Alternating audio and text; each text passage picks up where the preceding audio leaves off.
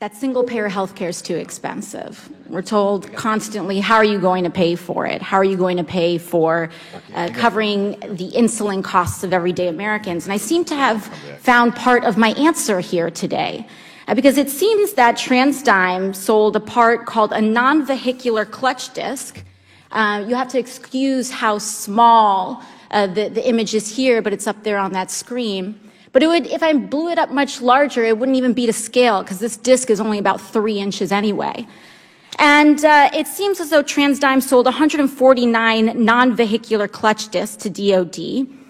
It costs about $32 to make the part.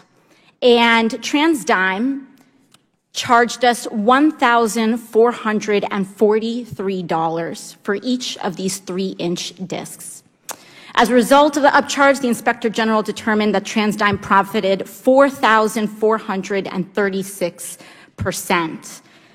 A pair of jeans can cost $32. Imagine paying over $1,000 for that. But the good news here is that what I've found is that the cost of about 149 of these clutch discs will cost, at cost, is about $4,768, except TransDigm charged the public $215,007. That is a margin of about $210,239.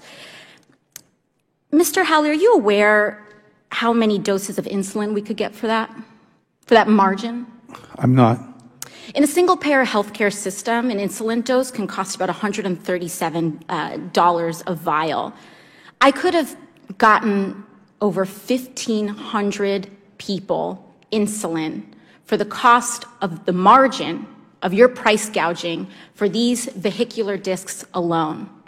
The incidence of diabetes, according to the CDC, is about 7 people in 1,000, which means I could have covered the insulin costs of a community of 21,400 people for the cost of your price gouging of the public on a non-vehicular clutch disc alone. I could have sent 21 kids to college. I could have sent 18 toddlers to free preschool for a year in the most expensive city in America. So my question to you is, why should we give you another dime? It seems to me the government always has the choice of what to buy and what not to buy from us. We believe that we provide the government with well-designed, well-manufactured, high-quality product. We deliver it in a timely fashion, and we support it when there's a problem. How much competition do you have? How many competitors do you have in this market? We have I don't know this individual part, so just because we make 200,000 parts, but I would say there's almost no product we make where there aren't other alternatives to buy the part.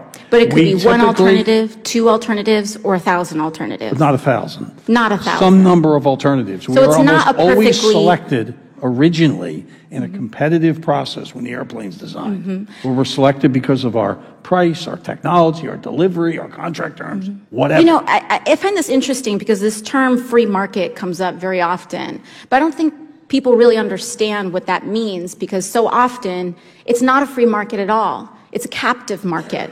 It's one where we're forced to choose between 2 to 3 people. Oftentimes in these processes, there is significant argument and there's significant evidence that there's collusion in these markets, that it's not a perfectly competitive market, because a perfectly competitive market requires a large amount of competitors. But I'll move on. Mr. Fahey, what can Congress do to break this cycle? It seems